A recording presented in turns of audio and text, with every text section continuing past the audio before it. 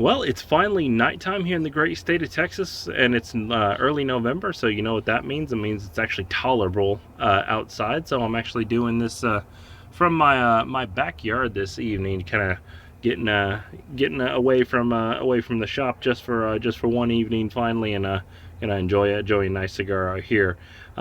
This is the Red Witch. This says East India Trading Company on there. Now, it was my understanding that Red Witch was actually done up by Gurkha. All this says is merchants on one side and looks like it says fine tobacco merchants as a whole.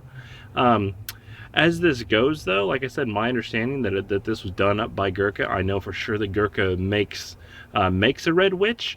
I'm not 100% sure all of a sudden if there is another one labeled under East India Trading Company that actually also does something called Red Witch. I'm going to look this up while I'm smoking through the first third and come right back at there with you.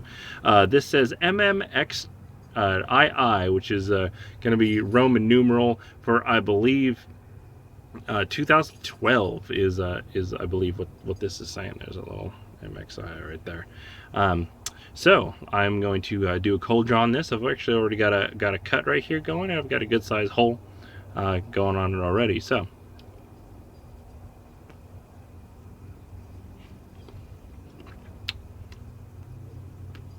the draw is extremely light. Yeah, just real light. As I feel the cigar right here, it's not rolled tight at all. It feels like there's lots and lots of air in there, and that roll would actually go in there with it.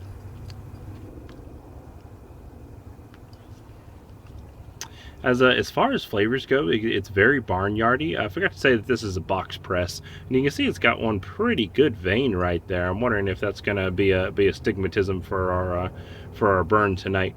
But it's box pressed. I'd say it's very loosely box pressed, as you can see right there. It doesn't have very tight edges at all. Like I said, the draw is very light. The construction overall is pretty rough. I mean, it's not poor quality rough, but I mean, you can just see it's very just kind of rough. So as far as flavors go from this cold draw, there just seems to be lots of that barnyardiness, which actually matches the smell of the wrapper here pretty well. They're pretty consistent with each other. I would say there might be some milk chocolate in there as well.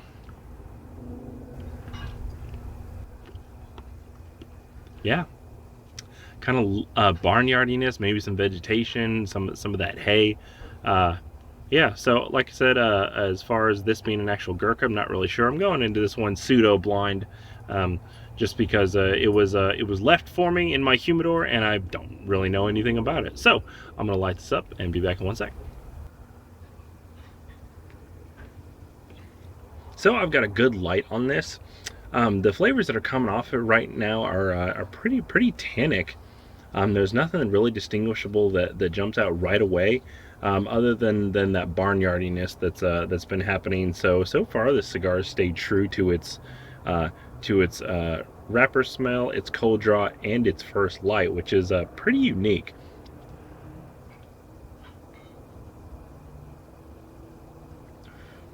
I'm tasting a little bit of sweet tobacco. There's a really nice charcoaly smell that's coming off of this, almost like a real deep, rich, like freshly burned earth is probably the best way to describe the smell that's coming off this. I said there's a little bit of tobacco sweetness in there too. Yeah, unique that the wrapper smell, the cold draw, and the first light is all very similar. I'm interested to see where this one's gonna go, because if this just stays the same, it would really be a one-note cigar the whole way through, which I don't think has ever happened to me in all three of these respects. So you know the drill, and I'll be right back. So I'm through the first third of this here Red Witch. I did some research and did confirm that this is actually produced by Gurkha. This is the only label I've ever seen, though, that doesn't actually have the owner's trademark name on it, or to say Gurkha Cigars. It's actually named after the Red Witch, which is the East India Trading Company ship there. I don't know how well you can see that here in the dark. Um, but that's where it got its name from. In 2012 was I'm assuming when it was introduced. You can see the ash here is hanging on really well. I'm actually going to tap this here in a second just so it doesn't fall over my lap. But I mean, it's holding on to about 2 inches. The burn itself though has not been real great. Put a little contrast to it, maybe you can help see. Maybe not. But the burn right there, you can see it's not perfectly straight. It does have a bit of an angle going on it right there. Not sure if it's just because the lighting, the light out here that I got on it. There's a little bit of a breeze, but not much at all. Overall, the smoke production has been excellent. I was afraid that because of that real soft roll that it wasn't gonna stay lit, but it's actually had no problems burning at all. That big rowdy vein that we saw in there, right there, hasn't given me any problems at all either. As far as flavors go, it's got a real nice creaminess. It's got a real nice spiciness that's coming off this wrapper. This is actually a Rosado wrapper. Which always adds kind of an extra layer of spice to it. That barnyardiness that I had there at the first light is all gone. It's just kind of real dark, not any real distinguishable flavors. I'm going to go with coffee, but that's kind of just a general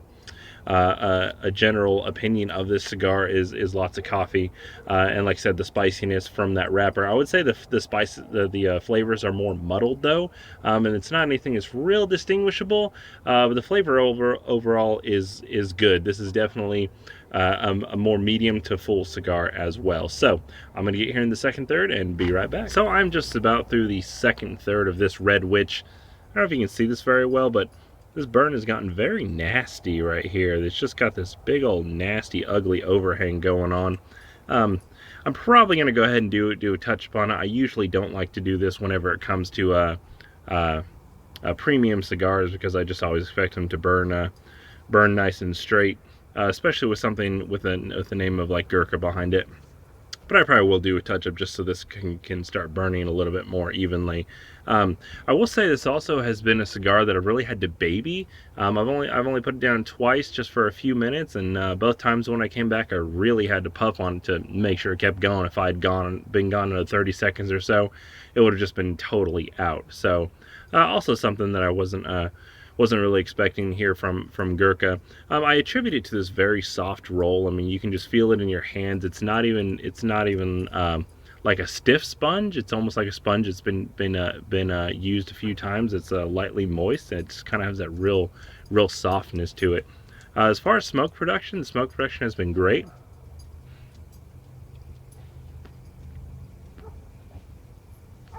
This is definitely a cigar that you would have to puff on to really keep it going.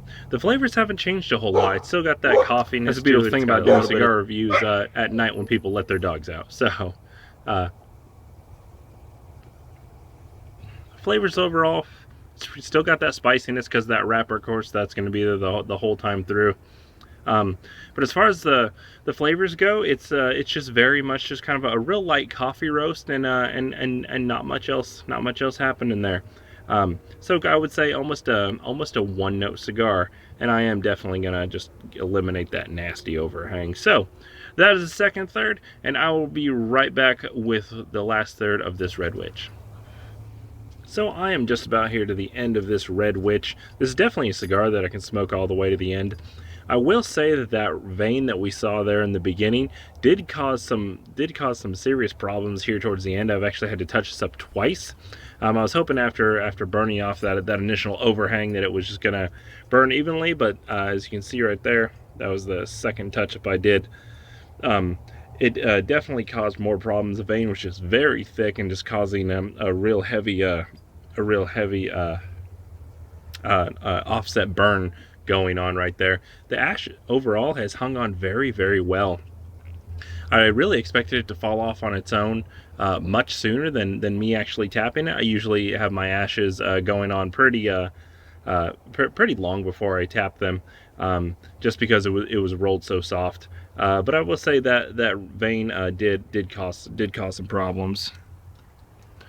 As far as flavors go right now,